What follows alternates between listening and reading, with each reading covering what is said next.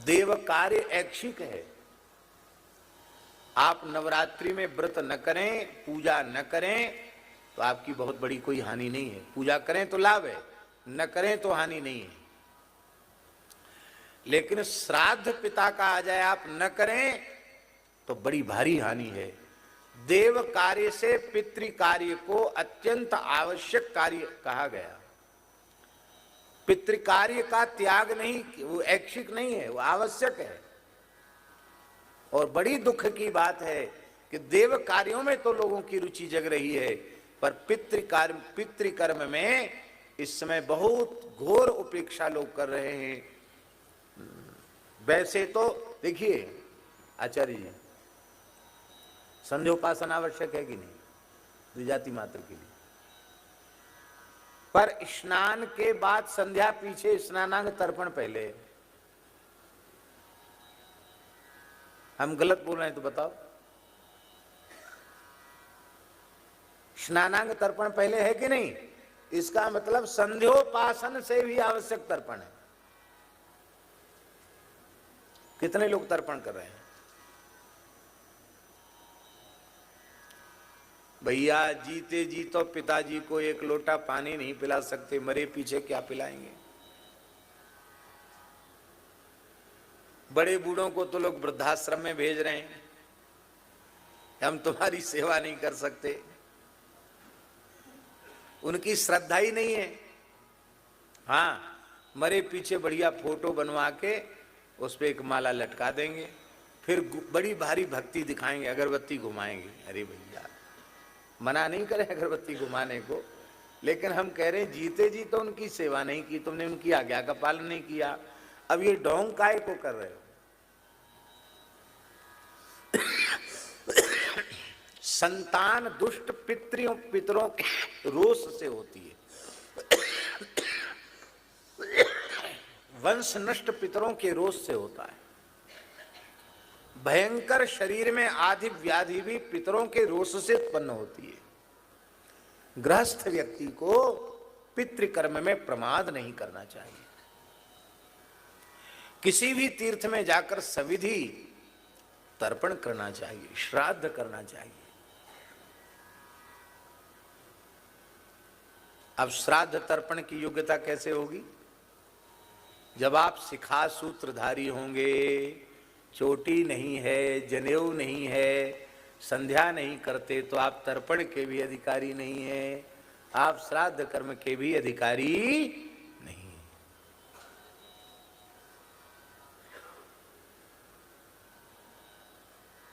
चोटी भी रखना पड़ेगी, जनेऊ भी पहनना पड़ेगा। अरे दुनिया भरे का कपड़ा लादे रहते हो, जनेऊ पहनने में तुमको कौन सा वजन लगता है? भगवान ने बड़ी कृपा की कि ब्राह्मण क्षत्रिय वैश्य कुल में जन्म दिया, जहां जनेऊ पहन सकते थे। और जिस जाति में जन्म लेकर आप यज्ञोपवीत धारण कर सकते थे, यज्ञोपवीत धारण नहीं किया तो फिर उस जाति में फिर जन्म नहीं मिलेगा, फिर तो अंत्यज कुल में ही पैदा होना पड़ेगा।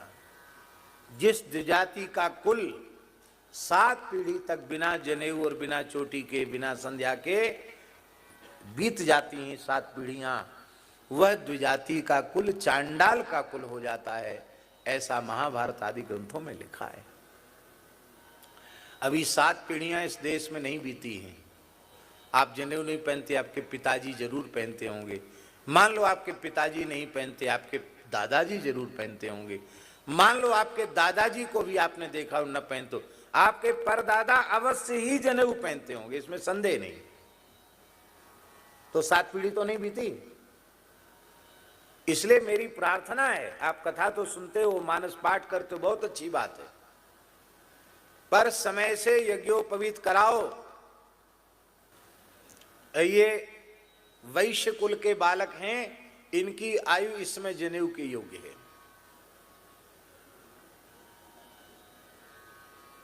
इस शिखा सूत्र के योग्य यही आयु, इससे अधिक आयु नहीं, इतनी आयु जरूरी है। इस आयु में 11 वर्ष की आयु तक वैश्य बालक का यज्ञोपवीत हो ही जाना चाहिए। पहन ही नहीं लोग। मनु जी महाराज कह रहे हैं विशिखा व्युपवीतश्च यत् करोति न तत्कृतम्, बिना सिखा सूत्र के आप जो कुछ कर्मकांड करेंगे वो न किए के बराबर है। चाहे तुम भोले बाबा को जल चढ़ाओ, चाहे कहीं दुनिया में चले जाओ, जो कुछ किया वो न किए के बराबर है। चोटी जरूर रखो, यज्ञोपवीत जरूर धारण करो। हाँ, चतुर्थ वर्ण के जो लोग हैं उन्हें जनेऊ नहीं पहनना चाहिए, पर चोटी अवश्य धारण करनी चाहिए, तुलसी अवश्य धारण करना चाहिए। द्विजातियों का वैदिक कर्मकांड करने से जो लाभ उन्हें मिलेगा वही लाभ चतुर्थ वर्ण के लोगों को केवल तुलसी धारण करने से और सबकी सेवा करने से प्राप्त हो जाएगा। पर उन्हें आग्रह नहीं करना चाहिए कि नहीं हम भी पहनेंगे जनेऊ, क्योंकि शास्त्र में जिसके लिए जो कर्तव्य का निर्देश है वही करना चाहिए, मनमाना नहीं करना चाहिए। जब पूरे कल्याण की गारंटी सबकी है, ब्राह्मण के कल्याण की गारंटी है, चांडाल के भी कल्याण की गारंटी है, यदि वह स्वधर्म का पालन करे तो। जब शास्त्र कल्याण की गारंटी ले रहा है तो आपको हट क्यों है?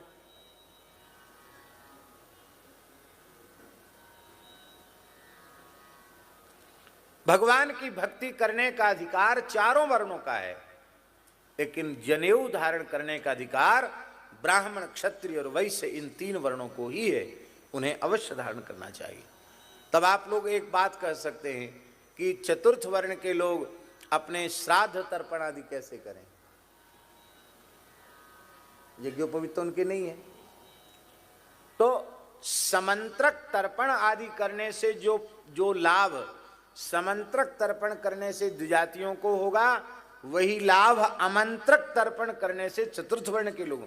वो गंगा जमुना जी में नहाकर ये पिताजी का, ये दादाजी का, ये परदादाजी का कह के जल दे देंगे, इतने से ही उनका कल्याण हो जाएगा। केवट ने राम जी के चरण धोए और पितर पार कर, फिर पितरों को पार किया। तो हमारे महाराज जी कहते थे पितरों को कैसे पार किया? बोले कठोता में जिसमें राम जी के चरण धोए थे, दौड़ के केवट गया, कुसा उखाड़ लाया और बोले भैया अब दादा परदादा तो जिंदे हैं ना, सबको चरणामृत दे दें, गंगा जी का जल तो है ही है। तो कुसा डुबा डुबा करके ये पिताजी का, ये दादाजी का, ये परदादाजी का, ये परदादाजी के परदादाजी का, ये मामा जी का, ये नाना जी का, ये काका जी का, ये ताऊ जी का, ये फूफा जी का, ये मौसा जी का, जितने नाते रिश्ते उसको याद आए सबको उसने दे दिया और सबके सब चतुर्भुज होकर वैकुंठ चले गए। बोलो भक्तवत्सल भगवान की। जनेऊ जरूर पहनो, नहीं पहनते हुए ठीक बात नहीं है। अब फिर बड़े धर्मात्मा बनते हो, फिर कहते हो महाराज हमने तो बहुत पाठ पूजा की, हमें कोई फायदा नहीं हुआ। अरे फायदा कैसे होगा? मनु महाराज कह रहे हैं बिना चोटी जनेऊ के जो करो वो न किए के बराबर है, तो आप कर रहे हो, उसका फल कैसे आपको मिलेगा? आप चोटी रखो, आप कहेंगे कि अरे चोटी तो अलग से दिखाई पड़ेगी, खराब लगेगी। अभी एक फैशन चली है, जैसे आधे से ज़्यादा खेत काट दो और बाकी छोड़ दो, ऐसे इधर उधर से सब काट देते, इधर छोड़ देते और यहाँ से कुछ बाल रखा कि इधर बांध लेते हैं। अरे भैया हाथ जोड़ के थोड़ा इधर से और छील दो, इतनी चोटी कितनी अच्छी लगेगी। लेकिन इसके लिए जरूरी है किसी सिनेमा वाले एक्टर का ऐसा करना। ऋषियों का अनुकरण नहीं करेंगे। यहां क्या कह रहे हैं? चारणा चरिते पथि, क्या चारणा चारयंती धर्मान इति चारणाः। हनुमान जी पूर्वाचार्य चरणों के पद चिन्हों पर चल रहे हैं। आपको यदि भगवत प्राप्ति करनी है, श्री किशोरी जी के चरण कमल प्राप्त करने हैं, तो पूर्वाचार्यों के चरण चिन्हों पर आपको चलना पड़ेगा।